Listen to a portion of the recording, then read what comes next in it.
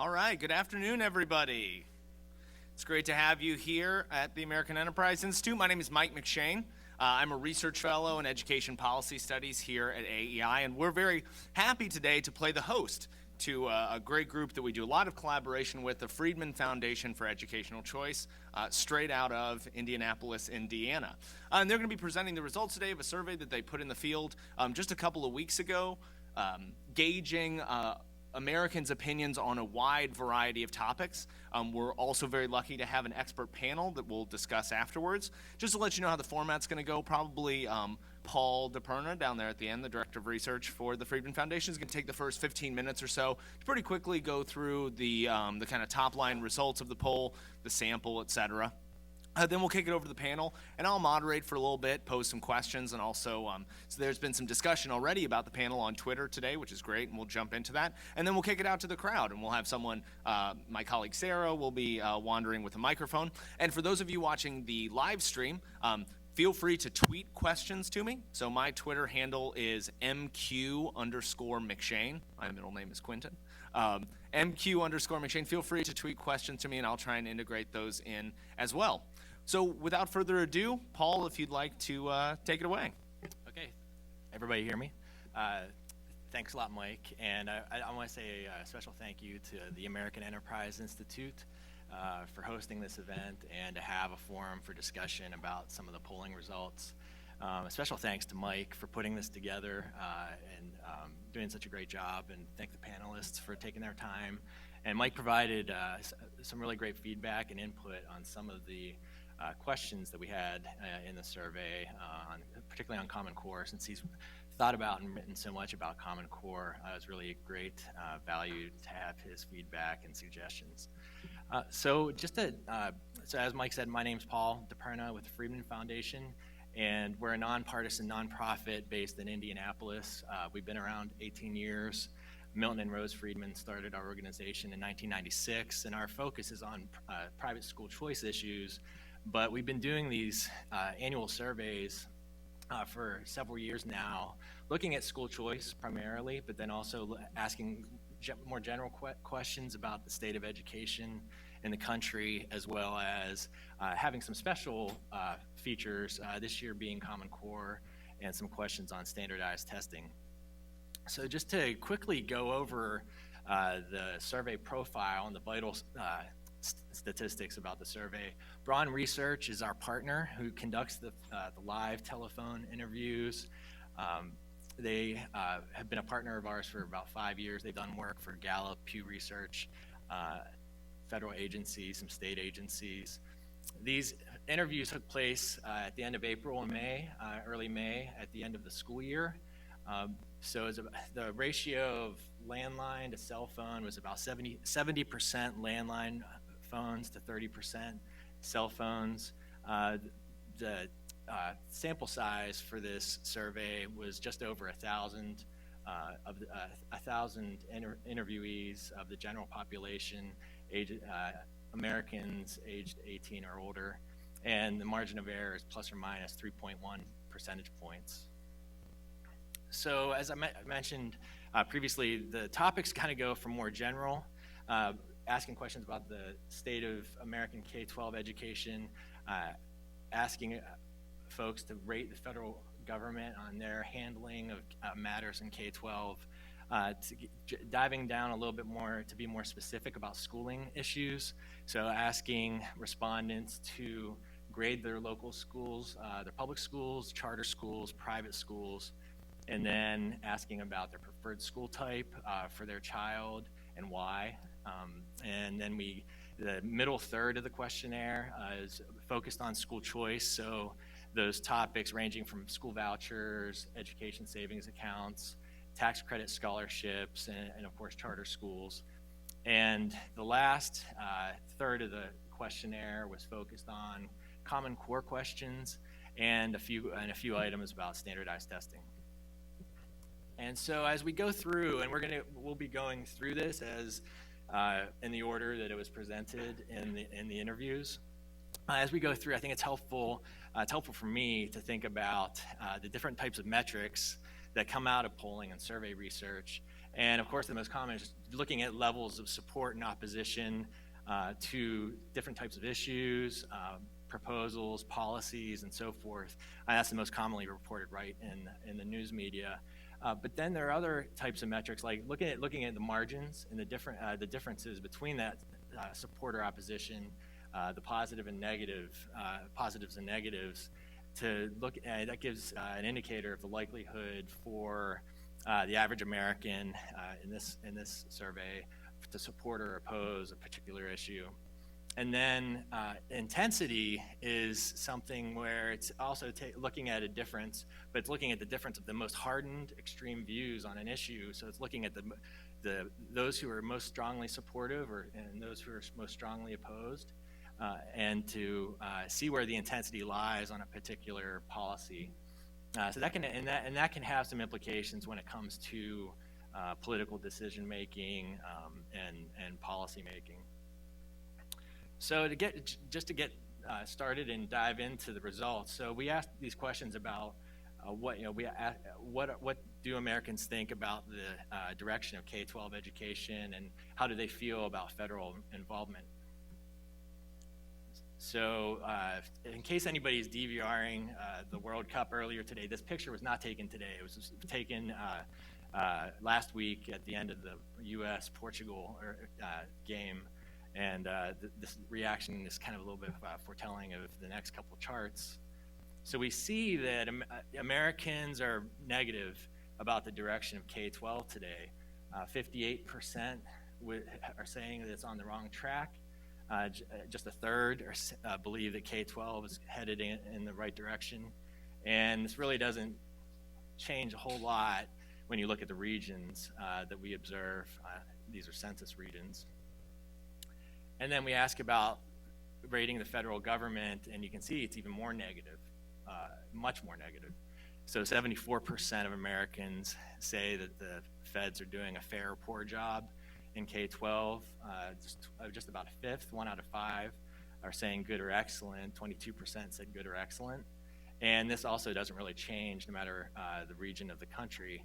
So Americans are a little bit down on Fed involvement in K-12. So then we move to these questions about schooling and asking folks to grade the local schools in their area, and also asking about what is their preference, a private school, public school, charter school, to homeschool. And so we see here that of all this is the full sample, responses from the full sample, and you can see that the Americans are more likely to give A and B grades to their private schools than public charter schools or the regular public schools, district schools. It was 59% would give an A or B to the private schools, 43% would give an A or B to the regular public schools. But you can see the black segments indicate that folks said that, well, this doesn't really apply to us. We have to take a pass. Maybe we don't have charter schools or private schools in our area. So if you just look at the responses of those who gave grades, it's even more dramatic, these differences, where you have nearly 8 out of 10 giving an A or B to private schools. So it's 78%, and then 45% giving A or B to public schools, 6 out of 10 giving A or B to charter schools. We follow up with a question about asking the respondent if it was their decision, all other things equal, if you could select any type of school for your child to give him or her the best education possible, what type of school would you choose? I'm paraphrasing what the actual wording is in the survey. But you can see that it's really there's a great variety of responses, where 40% said private school, 37% said regular public school, 10% public charter school, and 11% said homeschooling. And that homeschooling figure is actually something that we pick up. It wiggles a little bit, plus, give or take a few percentage points.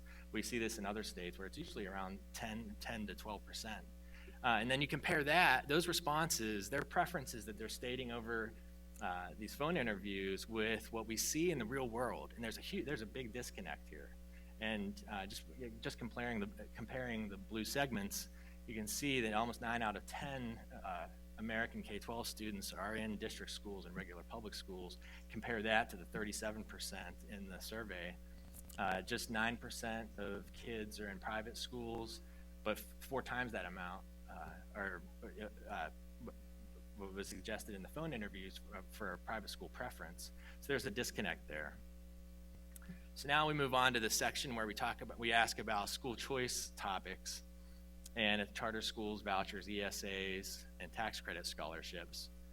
And so when we look at the levels of support, it's pretty solid for all 4 types of policies, where 64% support tax credit scholarships, almost the same number, 63% support vouchers, 61% charter schools, 56% supporting ESAs, and the level of opposition, there's a little bit of variance there, where about a third are opposed to ESAs and vouchers, more like a quarter are opposed to charter schools and tax credit scholarships.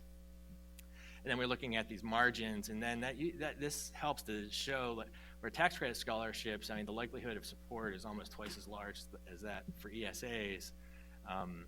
Charter schools and vouchers are plus 35, plus 30 points. The intensities are similar for vouchers, charters, and tax credit scholarships, a little bit less so for ESAs, and that could be attributed. Education savings accounts, I don't know how many of you are familiar with this new type of school choice model, but it was first enacted, the first ESA law was enacted in Arizona just a few years ago. So this is a different type of innovation on the voucher concept. So it's not just single use for schools tuition only, but ESAs allow for payments for students with special needs for therapies, other types of out-of-school services, online tutoring, online courses, even saving for college. So ESAs are a pretty new model, and I would suspect that as we do this annual survey year to year, this will be somewhat of a volatile number from year to year, at least for some time, as the ESA concept is better understood. So now we move to questions regarding the Common Core, and we get some mixed signals. So the way we ask the Common Core items is very similar to, and we didn't show this, I didn't show this previously, but we structure a paired set of questions. So one is, the first question is a baseline type of question, no definition, no context. We just we ask, based on what you know, do you favor or oppose the Common Core state standards? And we did this also for the school voucher and charter school sets. And then we follow that up with some context and a little bit of definition. And what we see is that on the initial baseline question about Common Core, there's a net negative.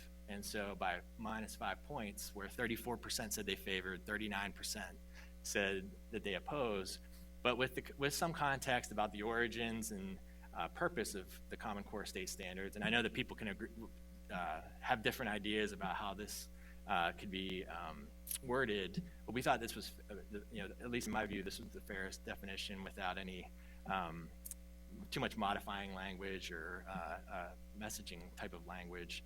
But you see it reverses, and you actually see support rise quite a bit by 16 points, so that half are saying they favor, 41% are opposed.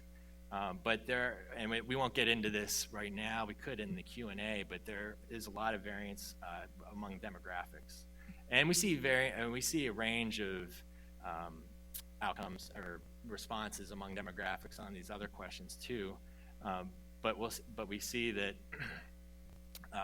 and then particularly among the school parents, they actually are the most negative group that we observed in our survey, opposed to Common Core, which we thought was interesting.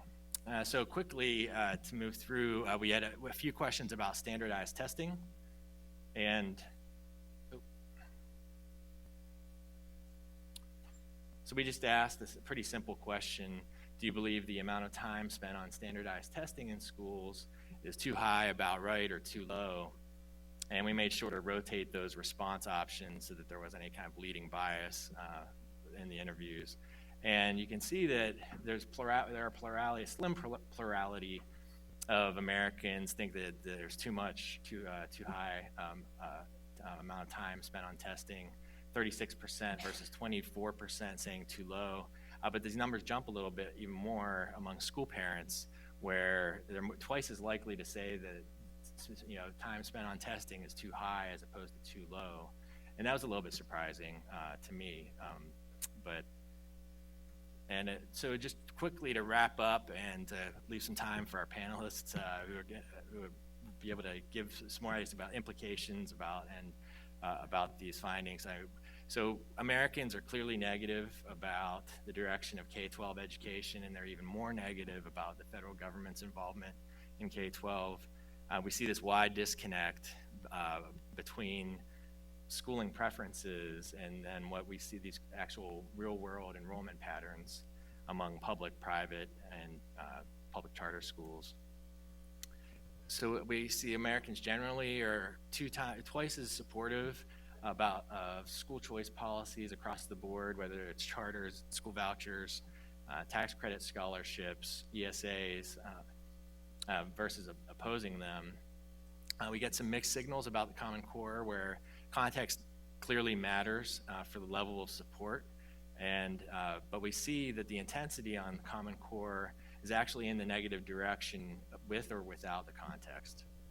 And then finally, on the standardized testing, pluralities again, 44% of school parents and 36% of the general population say there's too much time spent on testing. And with that, I'll just say thank you very much and wrap it up. Great. Thanks so much. Yeah, absolutely.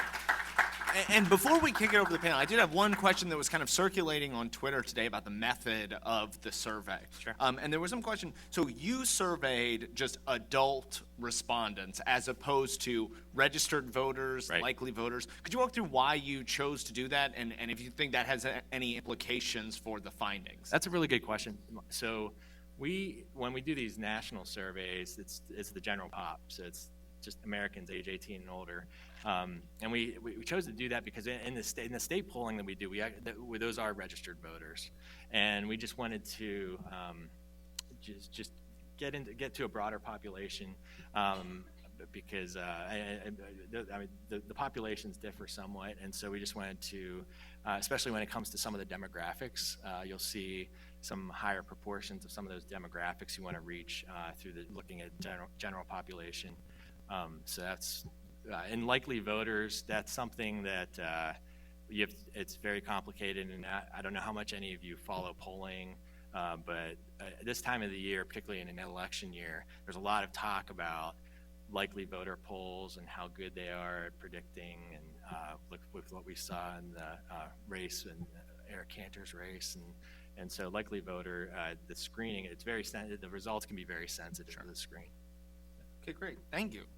All right, so now I want to kick it off to our panelists, and I would like to give them the charge of just sort of reacting perhaps with the 2-3 findings maybe that stood out to you, something that maybe was counterintuitive, surprised you, or something that sort of reinforced. And I think we'll just head down to the table. So we'll start with this Connor Williams from the New America Foundation, a senior researcher there who writes in a variety of different outlets. I imagine you just wake up in the morning, open a Word document, and just that's what you're doing all day. So you can read his stuff everywhere, and we're excited to have him. So please let me know what you think.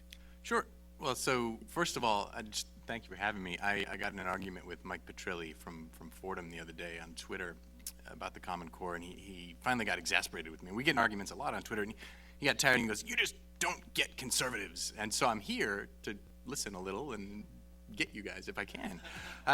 So a couple of things that I took from this poll. One of it is to challenge the first takeaway that you came up with, which is that there's been an 11-point swing in optimism about American public education in this poll, right? That from last year, 7 points higher believe we're heading in the right direction, and 4 points lower believe we're on the wrong track. Now, again, the number's still really low, but I'm just flabbergasted by that. In the last year, with the Common Core blowing up, with ongoing anxiety and problems with waivers, with race to the top, with all sorts of things that are happening on the national education landscape, that there would be a swing of 11 points towards, boy, things are a little bit better than they were last year. That is, I have no idea how to explain that. other than, I work in a lot of early ed pre-K stuff, and it's a feel-good issue, and that's gotten a little more currency in the last year. Maybe people conflated that into their feelings on K-12. I have no idea. So that's the first thing, and I would love more thoughts on that. Again, if you can explain that, then write the book. Number two is this is a caution about this. One of the things that I thought was interesting is if you look through issue by issue, you see really big gaps in what Republicans think and what Democrats think about policies on some, and then sometimes they're neck and neck. It's more or less the same gap. So on charter schools, there's a 48-point gap in favor of charter schools for Republicans. Right? 48 points. It's something they feel really good about. Democrats, it's positive 21. It's still a wide margin, but quite a bit less. On the Common Core for Republicans, it's 5 points positive, and for Democrats, it's 26 points positive.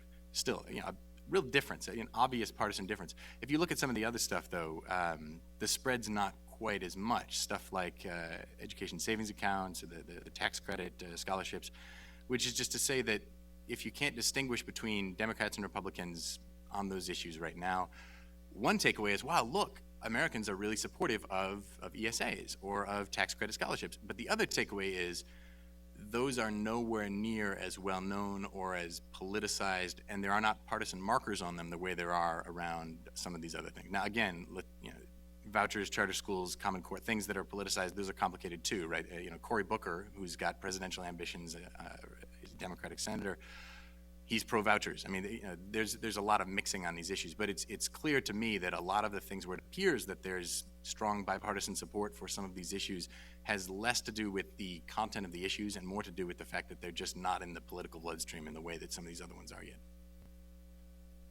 Great, thanks so much. Next up, we have Brittany Corona, a researcher from the Heritage Foundation. Right. Take it away. Thank you, Mike. It's a pleasure to be here at AEI and to talk about Friedman's study. I love Friedman Foundation. It's always great to weigh in. I think the biggest takeaway that I had from the study was looking at just the proliferation of school choice and the rise of public sentiment towards school choice. In the study, it said that 63% of Americans said that they support school vouchers now, which is huge, and a 7-point increase from 2012 to boot. That's the highest percentage of public sentiment behind school choice, I think, since the movement really kicked off in the 90s. The Friedman study also showed that it's not just school vouchers, not the traditional school choice measures that we're looking at, but also universal access, not just looking at means-tested school choice, and also the ESA component is huge. So looking at that, the public sentiment towards universal access over means-tested programs is 65%. That's a big swing, talking about looking at a broader interpretation of school choice. And also that the solid majority, as you pointed out, that 56% with a 22-point margin of support is in favor of education savings accounts. And I thought it was interesting, you defined education savings accounts in the question too within polling. So given the basic definition of vouchers, we saw Friedman saw a 22-point increase when vouchers were defined for the American public, because think about it, school choice is still fairly new, and to see parents are latching onto it by a significant percentage point when they understand the details of it. I think this shows both that school choice is going to continue to grow, but looking towards ESAs, and if Arizona and Florida, the two ESA states, are any indication, it shows that there's a strong appetite for school choice right now in America, and that they're wanting innovation and more educational opportunity. And ESAs are kind of the vanguard in this regard. So Lindsay Burke, who's at the Heritage Foundation with me, did a study on the first year of ESAs and found that 34% in the first year parents were customizing their child's education fully, and that's something that you can do with education savings accounts. 90% of the state portion of that per pupil expenditure that a parent can use to customize their child's education. And I think that this is fascinating, especially when you're talking about the transparency issue. In your report, you said that 67% of respondents either underestimated the current per pupil expenditure that we have, or they just don't know what it is. So to look at what ESAs do, and they give parents the full authority over their child, 90% of their child's just state expenditure, not the federal portion, they're able to use that to fully customize. I do a lot of work in Arizona, where I'm from, with education savings account families. One family in particular, the Ashtons, have a son named Max who just graduated. They started in 2011, right at the beginning of the education savings accounts, and they were able to send Max to Brophy College Preparatory, which is one of the best schools in Arizona. In Max is blind. They're also able to use the funds towards a talking computer for Braille, and then also to roll over to a college savings account. And Mark, Max's dad, said that he was able to roll over $6,000 per year for Max's college tuition. He'll be going to Loyola this fall. And I think that really shows the shift of accountability back to parents, suggests. It shows that this is allows for an effective use of dollars, but it's also what parents want, because this is a public sentiment survey overall. So something on standards, since this is something that's new with this survey, what I found very interesting is it seemed that there was a suggestive relationship between those who favor Common Core national education standards and those who have a positive view of the federal government's role in education. According to this data, 43% of Common Core champions, as you dubbed them, rate the federal government's role in K-12 education positively, whereas only 9% of Common Core dissidents, as they're called, do. That's a 34-point spread over the sentiment of Common Core opponents and proponents towards the federal role in education. It is also interesting, the findings also show that the majorities of both champions and dissidents for Common Core support school choice. So I think that the next question that has to be had with this is, what effect will Common Core have on school choice? If you have both factions within the Common Core debate, both supporting school choice, but one has more higher sentiment towards the federal government's role in education than the other, particularly when college assessment or entrance exams such as the ACT and the SAT are also being Common Core aligned. What will this mean for homeschoolers? What will this mean for private schoolers? What will this mean for the private sector? So there's a lot of questions that can arise from this in particular. And even spearheading off of the findings that we saw with Common Core and public sentiment, the Rasmussen report that just came out today said that 34% of American adults now favor Common Core, and this is down from 52% in November. So what's interesting with Common Core is the implementation deadline that was given in 2009 is this fall, this August, and what we like to call Common Core as a kitchen table public policy issue, because now kids are coming home with their Common Core line textbook, parents are seeing what it is, and it's not a surprise that the highest proportion of people who are against Common Core is school parents, and especially leading up to this implementation deadline. So I have a couple other points, but I think I'll wrap it up with that. And one question I think that I could pose is, I'd like to have seen a question to the respondents dealing with what their sentiment is over the last 50 years of education in America. Do they think we've gotten better in the last 50 years, or do you think they've gotten worse in the last 50 years? I think that would have been revealing as well. Great, thanks so much. Finally, we have Ramesh Panuru, who's a colleague of mine here at the American Enterprise Institute, but that isn't the only hat he wears. He's also affiliated with the National Review, writes for Bloomberg View, occasionally sits in for David Brooks on the PBS NewsHour, which is was my initial exposure to his work. So please take it away. Thank you. As a conservative supporter of school choice and pretty much all of its incarnations, I was very heartened by the results of this poll, but I would be more heartened if I believed them.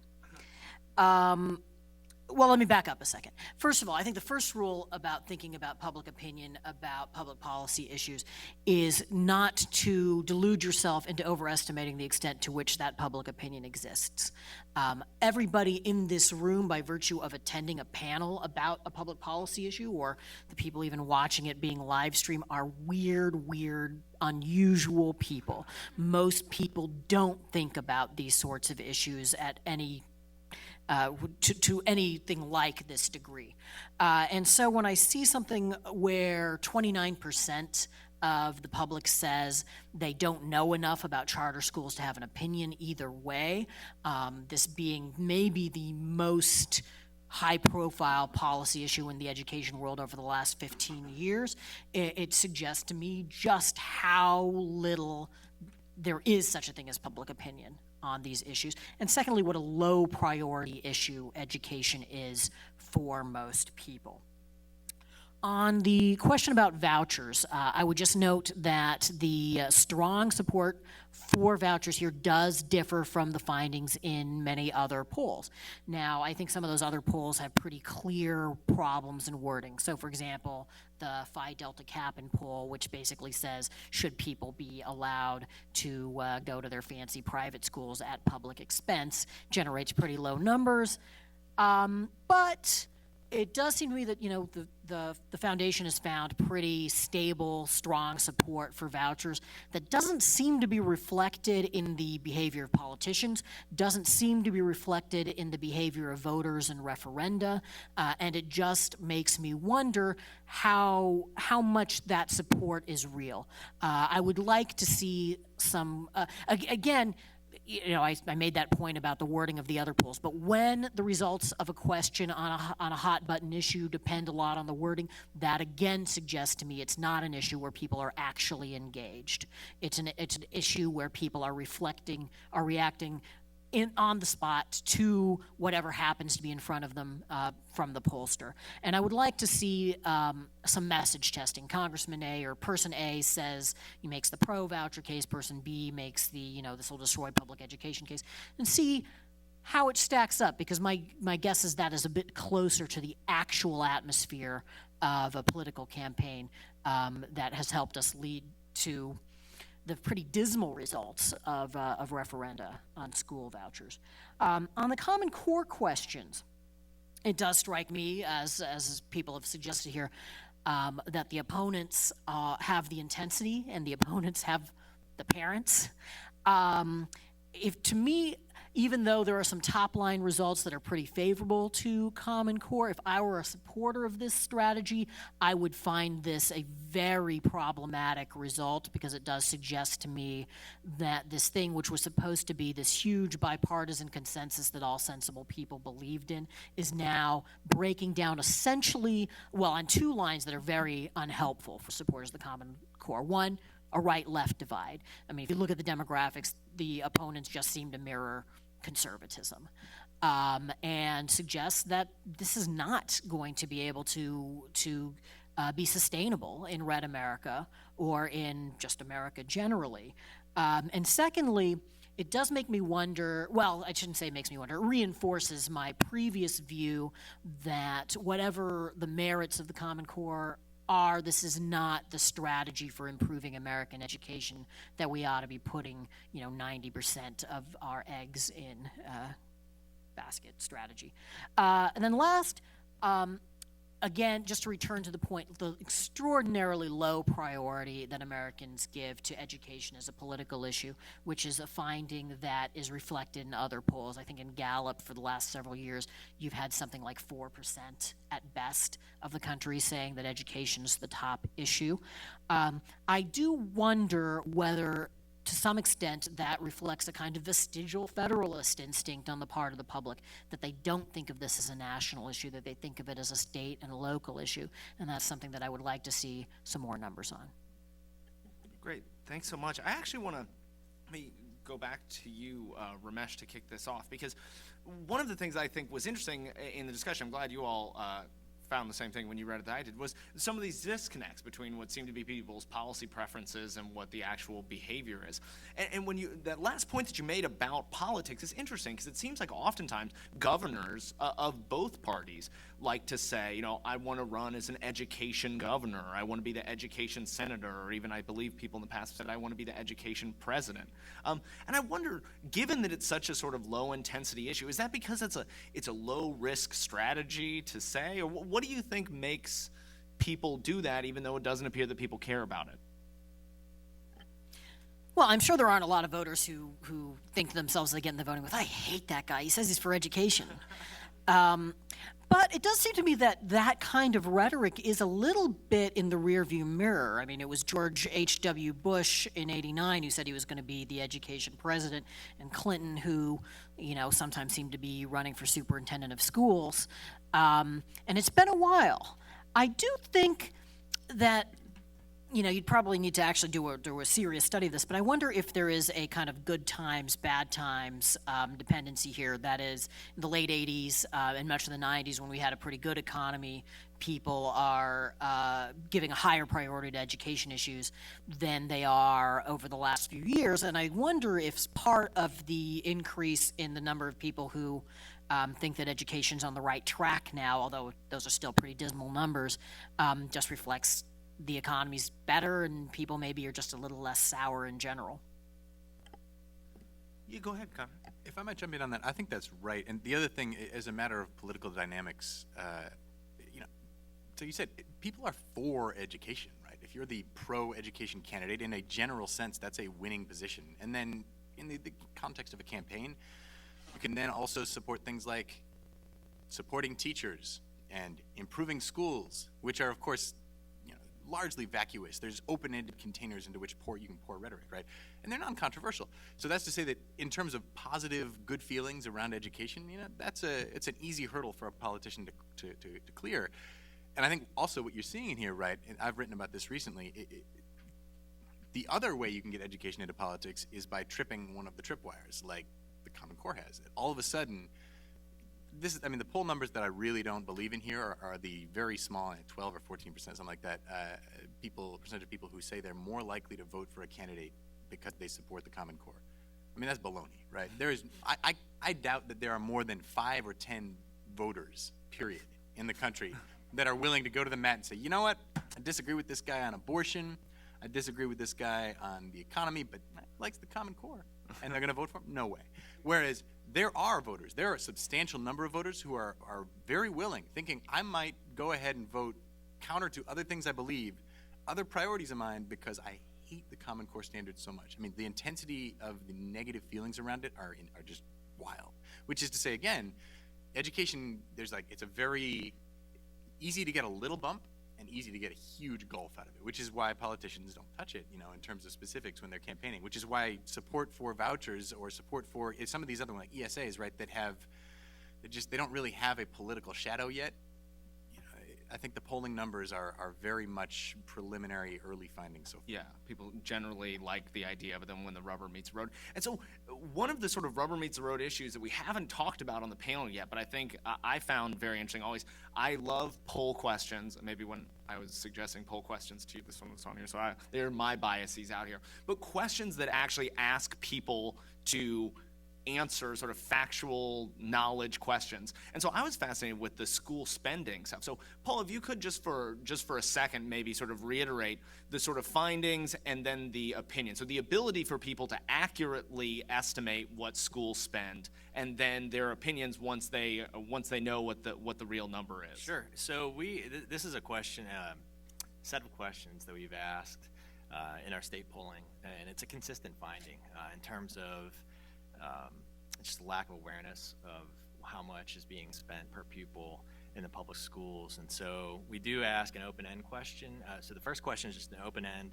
How much do you believe is being spent per child in America's public schools, and including state, local, federal dollars? And the number is pretty stable. What with the percentage, and in this national poll, and it's compared to the state polls, it's usually about 10 to 15% who actually, they don't get the right number, it would be 0. But for just the range, which is about 8 to 12,000, so after they give the response, the caller then codes it into a category in that range, and it's typically about 1 out of 6 or even or a little bit less that can actually get. And then once they're given the information, right? And then what I'm trying to remember what the breakdown was that say at that point whether it's too high or too low. So we then after that knowledge question, we just split the sample so that in this poll roughly 500 was asked, just do you believe that public school spending is too high, about right, or too low? And then the other half of the sample gets a little bit of information about the actual per student spending statistics. So in this example, I believe it's about $10,500 per pupil. And what we see is when you compare the responses, you see that those who say funding or spending is too low. Without any information goes from, I believe it was 56% down to 47% when they're given that information. So just that one number drops the too low response by about 9 percentage points. And this is something that also, like William Howe and Paul Peterson, Sure. PEPG surveys that they release every fall. They've also been doing these kind of experiments, and I believe that it's been a pretty consistent. I mean, the wording is a little bit different, the question ordering is a little bit different, but they find the same basic finding. Yeah, Ramesh, I'd love to hear, what does that make you think? I saw you smiling. I'm just thinking, if I were a politician who really wanted to cut the education budget, I think I'd go around telling people, I promise to spend $9,000 per student, and count on most people thinking that's a huge increase, and never reading the newspapers when they do the fact check and say this would be a huge draconian cut. No, but again, I mean, it demonstrates the high degree of ignorance of these matters on the part of voters. Just if I could, just to piggyback off of the idea about lack of awareness or knowledge about not just the spending, but about vouchers, charters. I mean, what we've done, if you look at kind of the pantheon of polling out there, not just Friedman polls, but also the annual surveys of PEPG and Education Next, the PDK polls. I mean, you see that the don't know number, and even the Center for Education Reform used to do some polling on charter schools. I mean, that don't know number response has shrunk. I mean, this is just a general impression I'm giving, but it has shrunk from half to more than half to now it's probably about a third. So I think, and that's probably, I would say, probably in the last like 8 to 10 years. So I think there is some penetration, and so where charter schools and vouchers are probably at the front end of this kind of penetration kind of cycle. ESAs are way, like as it's been stated before, is at the very beginning of that. So. Yeah, Connor, go ahead. Just one note on this too. I mean, note that even after they're given the number, only 13% polled actually thought we should cut back. 10% before they were given the number. Once they had the number, only 13%, which is to say that if you're interested in cutting the education budget and you won all 35% in the middle there that think it's about right, you'd still only have 53% of voters, even after, of those polled, not voters, leave that out. But of those polled, right, even after they heard the number, 47% of Americans still thought, well, actually, we should bump that up, right? So, I mean, this is I think there are multiple ways to read that, some of which are much more encouraging for cutting and some of which are much more encouraging for expanding. Yeah. So one question that I'd pose to Brittany. So kind of continuing on this theme of the sort of disconnect between perhaps people's preferences and what they do. So there's that slide very early on that people seem to have a wide set of preferences for the types of schools where they might want to send their children.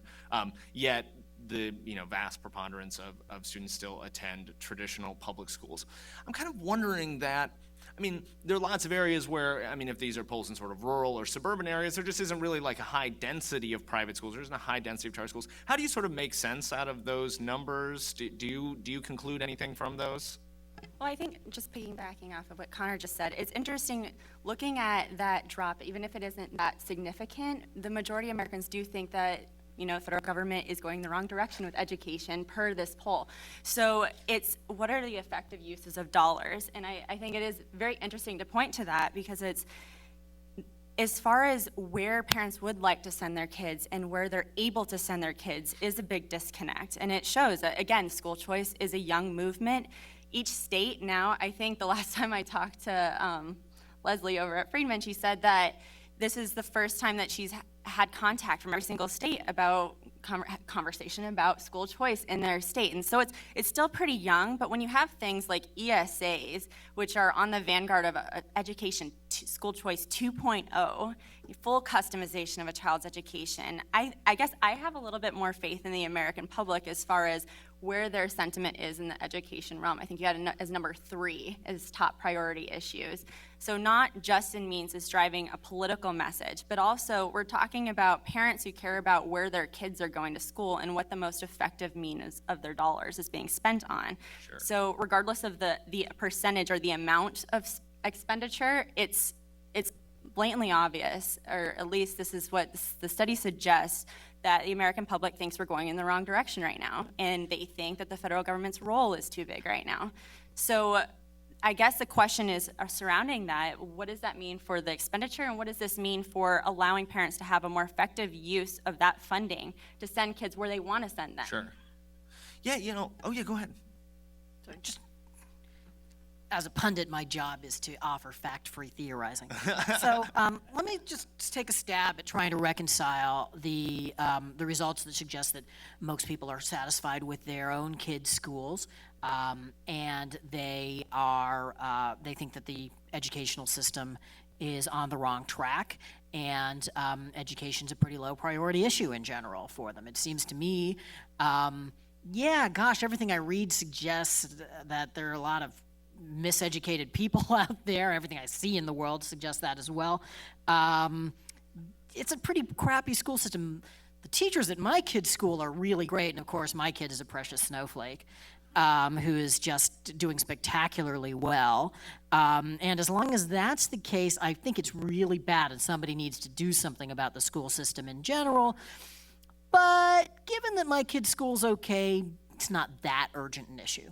And I suspect that something like that characterized a lot of voters. Yeah, and that makes me think. I mean, as a lot of school reform, so whether we're talking about teacher evaluation, school accountability, and others, for a long period of time, or at least rhetorically or actually in practice, it seemed to be something for other people's kids, right? It was for kids in the inner city, or if it was for kids in some other state or in some other place that aren't where necessarily my kids are. But as we've sort of expanded some of these programs, the Common Core would be an example of this, of sort of it's affecting everyone, but also things like teacher evaluation that goes statewide. Every teacher in the state will have to participate in it, or every school with No Child Left Behind. Then those policies start to touch the folks who thought that reforms were for somebody else. And I wonder, Connor, I saw you kind of nodding along to this. Am I crazy here? Am I off base? What do you think? I don't know. I mean, I don't have a lot to offer on that, except that it's reminding me of things that people at Fordham have been saying for a while, that one of the ways to save various education reforms may be to try to insulate the suburbs from them, right? I mean, look, Arnie Duncan caught a lot of flack when he said that the Common Core blowback was coming from white suburban moms because their precious snowflakes were all of a sudden failing tests for the first time ever. But it's not entirely inaccurate that reforms that are designed for, look, I taught first grade in Brooklyn for a while. I've seen what it looks like in American education. I taught at a charter too. When things aren't working, it is more dysfunctional than any of you can imagine, unless you've also seen it up close. And so if you design a reform to address that in an under-resourced, truly dysfunctional school system, and then you try to bring it out to Montgomery County just because of the way we do things in policy, well, that's going to cause problems. That's absolutely the case. Now, how you get around that because of the civil rights issues involved, because of the equity issues involved, that's a challenge for lawyers, and that's a challenge for Mike Petrilli, who I think I'm stealing his idea here. But yeah, it's absolutely, the political friction has a lot to do with not being able to target the reforms sometimes. And it seemed like another piece that I sort of drew out of this is this, rather consistent polling data about the Common Core for the last couple of years has been that just nobody knows what it is. I mean, huge numbers, 50, 60, 70% of people just had no idea what the Common Core is. Now it seems the first experience that they have might be a negative one, and then they're negative against it. So is the lesson for this, we already talked about, we think that some of the numbers are soft on things like vouchers, but especially for things like tax credits or education savings accounts. I mean, is the effort to try and define those positively before it hits someone's kitchen table? Or is that just going to be a sort of uphill battle any way you slice it? I don't know if any of you have. Con, you want to go, and then Brittany? Just really take quickly. that. Yeah, totally. If defining something politically were that easy, then sure. But of course, the interest groups involved are going to make that very difficult. Totally. And I don't need to name exactly who because it's going to vary. But yeah, that makes sense. Brittany, are you in concurrence there? Or? Well, I think that what I pointed out with my observation with the standards, that correlation between the relationship of Common Core proponents and favoring a stronger role of the federal government in education, on top of the school choice conversation is very interesting as far as what would help the inner city kids or what would help the wider spectrum of American students. When you're polling out, I thought that the universal access of education in the face of means-tested programs, a point that was brought out with this research, was very interesting, because that's a conversation not only in ed reform, but it's showing that even middle-class students and families are also looking for better educational options. And the question, again, that I pose surrounding Common Core, if you have Common Core proponents that are both school choice and for national standards, will school choice exist if you have a uniform standard being pressed upon all schools equally? I might ask just one or two more, and then we'll kick it out to the audience. My colleague Sarah's out there. She'll be walking around with the microphone here in a moment. And again, you can tweet me questions at MQ_McShane. But I guess the last one, or one question that I would pose is, so we talked about that schooling issues might be relatively low priority. Do we think that's going to stay the same? Do we think that's going to change in the future? Are there certain realities of things like globalization or demographic realities that might sort of change the status quo, where people are going to care more? Might we care less, that all other issues are always going to subsume it? Kind of which direction is this going up or going down? I'll let everybody take a stab at that one. Paul, you can start. I think that's a great question, and this was alluded to before, as far as the local nature and sensitivities of education versus some of these other types of issues like the economy, healthcare, so forth. And what we've seen is that, and it's not borne out in this poll, but in our state polling, and you see this in others who do state polls who ask this type of priority question. I mean, education actually does jump up as a priority, and I think when it's referred to as a state or implied as a state issue or explicitly as a state issue. So that's something to keep in mind, that the lens, I think my interpretation of people interpreting, looking through this a national lens, and so that's maybe why it was a relatively lower priority. And then one last thing I wanted to just separately refer to, as far there in terms of this like soft support versus hard support, or soft versus hard opposition on these various issues, and I don't think any of the other panelists, they don't have the virtue of the crosstabs, but I was looking, and actually, so the intensity reflects the difference between the extremes. If you just look at the level of the extremes, there is a range there. So for vouchers, the strong support or strongly favorable is about a third or more than a third. And compare that to the strong support for charter schools, which is about 25%. And then you look at the strong support for Common Core with the context is about 15%. So there is some variety there in terms of the levels of support. And that could have political implications when you're looking at those extremes. Totally. Great. So Connor, more important, less important, stays the same. Why? I feel like I was back in my teaching days right there. Sure. Sorry, I didn't Yeah, mean to. Totally went back to Montgomery, Alabama in my 9th grade English class. All right, have at it. So two things. Just speaking to, this is because I've written about this for the New Republic. I wrote a piece on this. I think the Democratic Party is about to have a major swing on education, which is to say that it will be fought out in the primaries in a way that it hasn't been in a while. The basic theory that I have on this is that Obama was elected on almost nothing having to do with education, right? He sort of had occasional gaffes here and there. He talked about it a little, but it really wasn't a priority. And then he came in, and the traditional set of education policy folks in the Democratic Party was just shocked. He was this really reform-minded guy. He likes charters. He's open to vouchers. He's who is this guy, right? And so all of a sudden, I mean, so the unions, other more traditional Democrats on education weren't about to run and vote for Mitt Romney because he was as much a reformer on these issues as Obama. They had nowhere to go. They couldn't really get out from under him. They still can't. But once they get their shot in a couple years, especially given the field we're seeing shaping up for the Democratic presidential primaries, I think you'll see an enormous amount of effort spent trying to pull the Democratic Party the way it used to be on education. That the Vergara trial is only heightening that, right? There is a war going on within the Democratic Party right now on education, and because that's happening, it will get fought out in the primaries one way or another. So that's one. And two, the other way that education politics is going to matter, and this is near and dear to my heart because this is what I do a lot of for a living, is early ed is hot enough now, and bipartisan too. A number of the state leaders who are maybe running on the Republican side are really excited about early ed as well.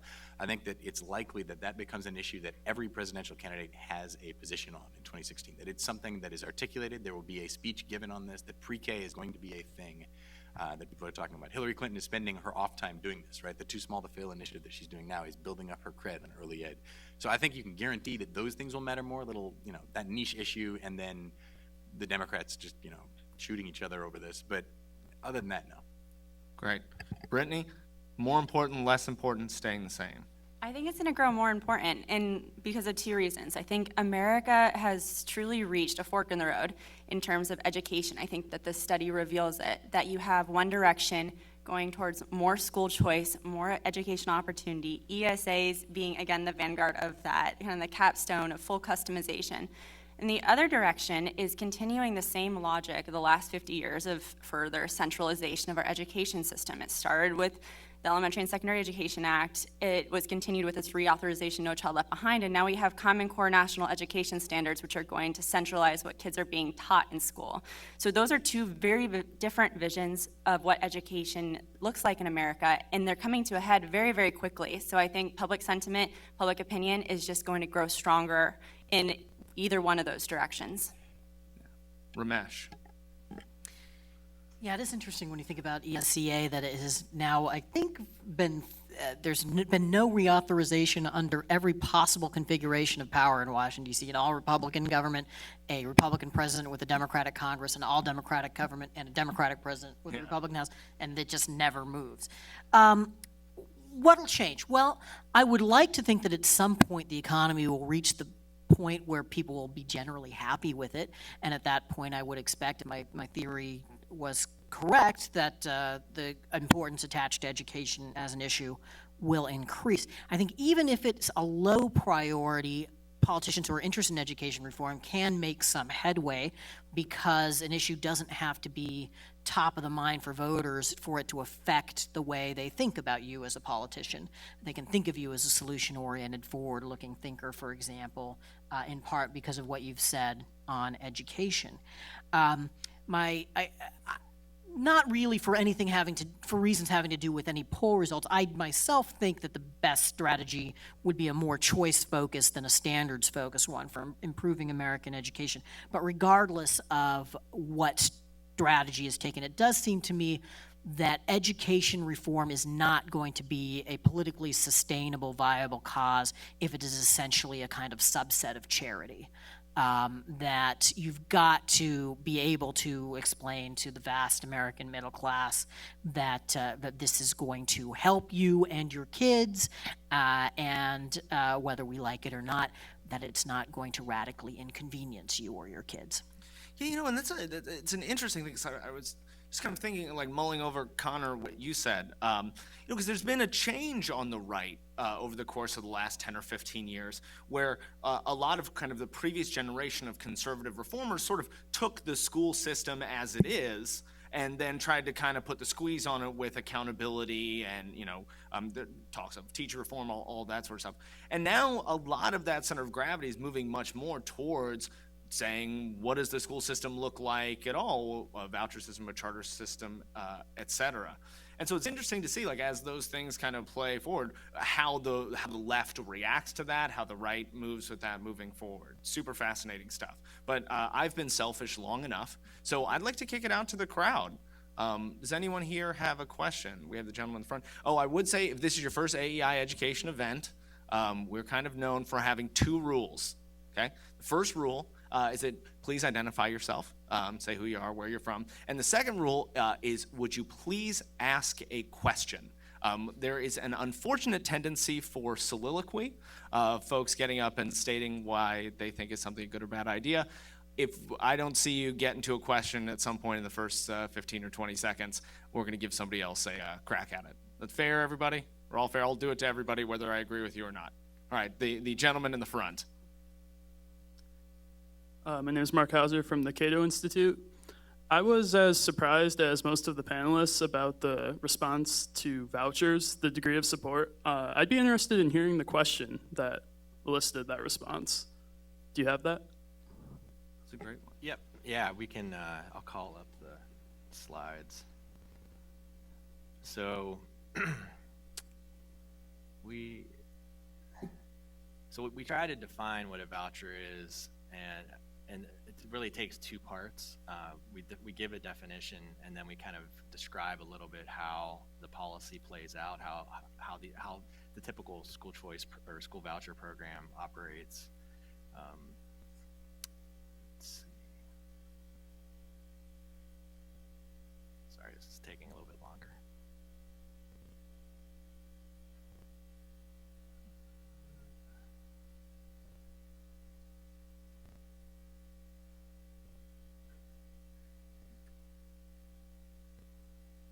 So I can just, so the way we phrase it. Because I should say this is available online for it those. is, you can find it in our report online. Yeah, but go ahead. You can go ahead and find it. I was just buying you time. Sure. So the way we phrase the voucher question is.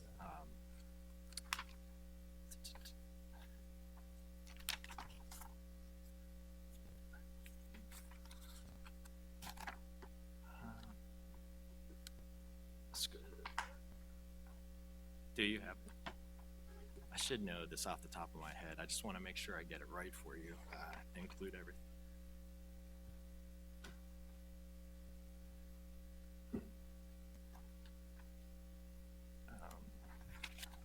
So a school voucher system allows parents the option of sending their child to the school of their choice, whether that school is public or private, including both religious and non-religious schools. If this that's the definition that we use. And then if this policy was adopted, tax dollars would be reallocated from the school district to parents in the form of a school voucher to pay partial or full tuition for their child's school. And then we say, in general, do you favor or oppose a school voucher system? And then sometimes they'll say strongly right off the bat, and then and this is pretty standard polling protocol, but then you probe and ask, do you strongly favor or strongly oppose that type of response? And then the caller will mark it as such. Does that help? And this actually asks a sort of interesting, more general question, because so many different polls phrase that question in many different ways. I mean, what do we make of this? How do we, when a new study comes out that says whether people like it or whether they don't like it, is this kind of one of those things that if you like vouchers, you look at the folks that say they don't? I mean, is there something that we can draw from this across all these different polls, or do we have to look at each one individually? I think that's a great question, Mike. And so there are, and you know, we would never claim to say this is the final word on any good pollster or survey researcher. You know, this is a snapshot in time. These are data points, but it is important to look at these other polls that are done, conducted annually. As I mentioned before, Education Next and Harvard team up for a poll that they do every summer, and then they release it in the fall into the winter months and publish the results in Education Next. There's the Phi Delta Kappan Gallup poll that's conducted every year. And they actually have the longest trend line you can see how long, going back to the 1970s, they've been asking some type of a voucher question. And you can see the different colors here show the levels of support and on different types of questions. They've actually changed their question wording over time a little bit, and you can see that it's elicited different responses. And Education Next, Education Next survey, they've tried different variations of the voucher question where we've kept ours stable over time to keep that comparison for our state polls, to be able to compare state responses, and then to be able to develop this kind of trend line. And is that graph and what comes from that, is that in the report? Is that in y'all's No, website? this is just the reference that I okay, cool. included. But if anybody's interested, I mean, I'm happy to provide this other context from other polling. and you have other folks doing, like AP teamed up with NORC, who did a national poll last summer. They asked quite a few Common Core questions. Fordham has done periodic polling. Achieve, AFT has done their own polling. So yeah, I think it's important. I mean, if there's any call to action for all of us, is to have, to put on our critical thinking hats and to take in this, the broad landscape of polling on these different issues, and then use your best judgment as to whether you think things are moving positively or negatively. Definitely. Thank you very much for using the issue of Education Next that had my cover story about the Common Core on there. It was a smooth move. You're a smooth operator. All right. Other questions from the crowd? Yes, ma'am in the blue. Hi, my name is Cheryl Buford, and I'm a consultant in town. And the question I have is, when you ask parents, or when you ask the respondents to grade schools, whether they're public or private, did you go any further to say, and why did you give it this grade? Was it the level of rigor? Was it the culture? Was it values? Is there any more information that you learned? Very good question, and the quick answer is no. We don't ask a follow-up to the grading schools item in our survey, but then there's the school preference question, which immediately follows, and then after that we do ask a follow-up. Why did you choose, or why would you choose regular public school, charter school, private school? And it's interesting. So a general response is they are looking for a better education, a higher quality education. That's all, and that's pretty consistent in our state polling as well. That's a top response. But then we see individual attention, one-on-one attention is also a pretty high value, significant value. Better teachers and teaching prompts them for why they would choose one type of school over another. Socialization is another important value to parent and to the general population. Great. Other questions? Yes, sir. Gentlemen. Hi, I'm Jonathan Crow from the Heritage Foundation. I've got another question for Paul. I'm sorry that you're getting bombarded here, but It's the nature of doing polls. that's right. It's about the per pupil expenditure question that you ask in the poll. I was wondering if you go deeper into that particular question, in the sense that once you identify how much the per pupil expenditure is, do you give the respondents an idea of a breakdown on what that money's actually being spent on? X percent is spent on teachers, Y percent is spent on books, Z is spent on computers, and then get into an idea about what their personal preferences may be for a better allocation of those resources? That's a terrific question, and unfortunately we don't have that type of follow-up to break out the types of the direction of where these expenditures could be going. It is actually a dialogue we've had with the Cato Institute a little bit, where we use current per pupil spending as our statistic and the piece of information we're giving. But you could also look at total expenditures, and that's something that they've suggested, and we include that number in the report a little bit, where it's 10,500 roughly for current spending. But then if you look at the total spending, which includes outlays on debt, pensions, capital costs, and so forth, you add another roughly 2,000 to that number, and it's about 12,500 for total spending. But that's a great suggestion. It's something that we should look into for future polling. I'm going to take a question from Twitter, and I'm going to modify it slightly. So I hope Leslie Finan, who asked this question there, she is okay with me altering this a little bit. She was asking a question about the federal, why ask questions about the federal role, et cetera. And so building on this, if education is mostly a state and local issue, is it a big deal what people think about the federal role or what the overall education system is doing? Is that important, or is it more this sort of local interested, the sort of local interest that they have? I'll give anybody a crack at it that wants that hot potato.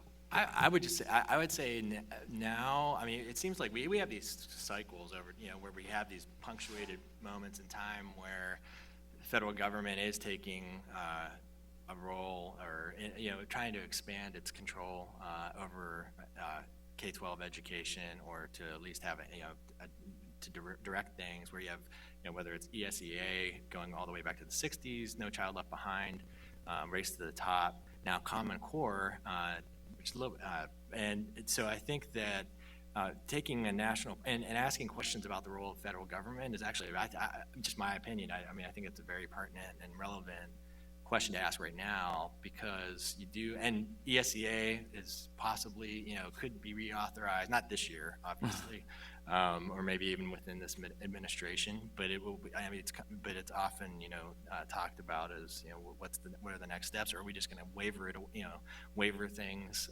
away, or do things, take a different course? Sure. Ramesh, you want in on that? Yeah, just, whether or not the federal government should be involved in education, it clearly is. And so the question of what it should be doing, or whether it should be doing as much as it's doing, or should be doing more, are just politically relevant questions. They're on the agenda.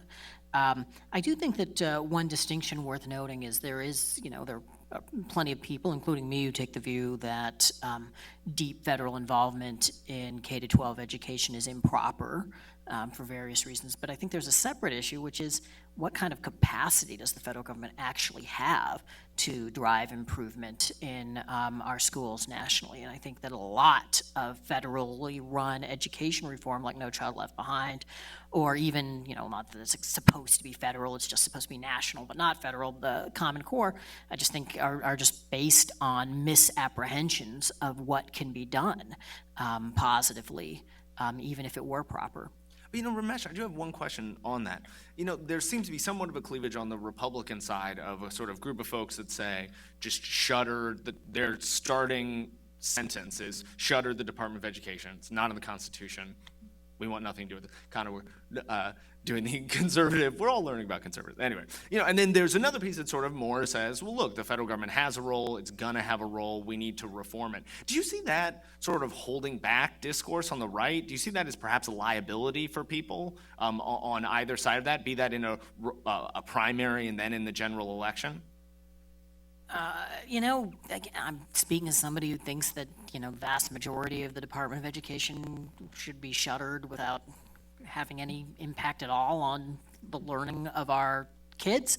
I just think that it is a kind of somewhat politically irrelevant fixation of some conservatives, because it's just not happening. As even though that would be what I would like ideally, I'm perfectly willing to entertain a policy proposal that says, look, the federal government's involved in education. Here are some things they could do better. Redirect the spending this way, reform the policies that way.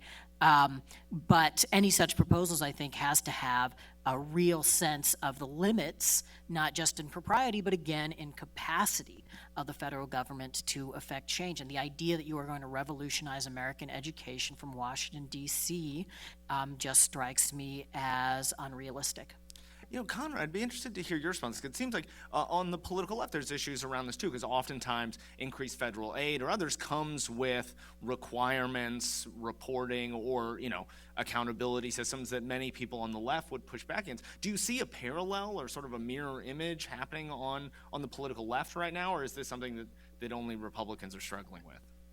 It's not on the left. As far as I read it, it's not anywhere near the same sources of an argument, meaning I don't think there's any question on the left as to whether the feds have a role as a matter of principle. It's just not an open question. There are, because of the ideological cleavages in the American left, meaning like left broadly construed, everybody sitting at Max Baucus and left, not the far left. Because of these cleavages, because those are practical and political, there are fights about this. So there are people on the left who want less federal involvement because they are concerned about what it is doing to existing things they hold dear in the political factions of the Democratic Party or in American schoolhouses.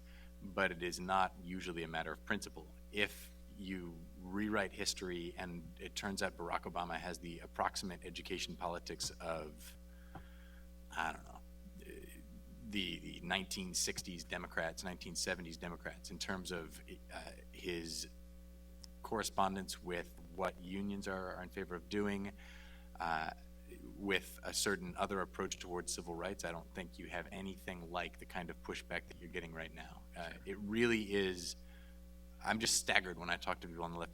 They really didn't realize what they were getting with him on this question. And in part because Hillary Clinton has, albeit at the state level, she took on unions from time to time. She has historically been more union friendly than he was, and certainly than, say, Andrew Cuomo, another possible candidate. I think that you'll see a very quick lining up of the traditional forces of strength behind her, all of which is just, again, on the left, it's a political and practical question right now because of the weird dynamics of the politics, not a principled thing. Great. Well, I think, folks, that's time, unfortunately. I'd like to thank our panel very much. Thank you for Paul for bringing these findings here. For those of you, the video of this will be up on the web shortly, for those of you watching at home, or if you just want to relive the magic. All right. Y'all have a great day.